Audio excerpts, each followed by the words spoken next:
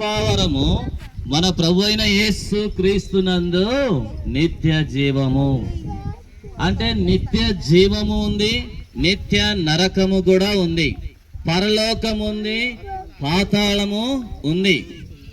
అయితే ఎందుకయ్యా ఈ విధంగా పాటలు పాడుకుంటూ ప్రయాసపడుతూ తిప్పలు పడుతూ మైక్ సెట్లు తెస్తూ వాయిద్యాలు తెస్తూ కరపత్రాలు పంచుతూ ఎందుకు మేము ఇంతగా చేస్తున్నామంటే డబ్బు ఖర్చు పెట్టుకొని ఒకవేళ ఈ స్థలములో ఇక్కడ ఇప్పుడు కూడా ఈ నిత్య జీవము అనేటువంటిది తెలియకుండా ఉంటే, మోక్షం అనేటువంటిది తెలియకుండా ఉంటే ఇప్పుడైనా ఆ మోక్షాన్ని కోరుకోవాలా, ఆ పరలోకాన్ని కోరుకోవాలా.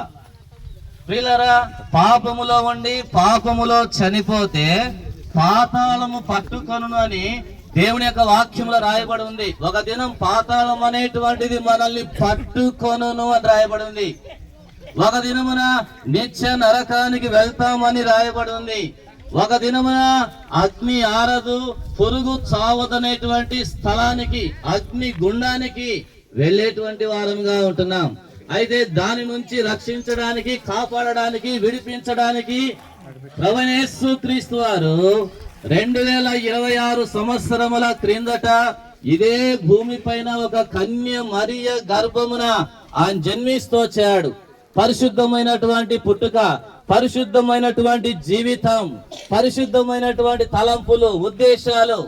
ఒక దినం పాపులమైనటువంటి మన కొరకై ఆయన చనిపోయాడు. ఈ లోకానికి రాజులను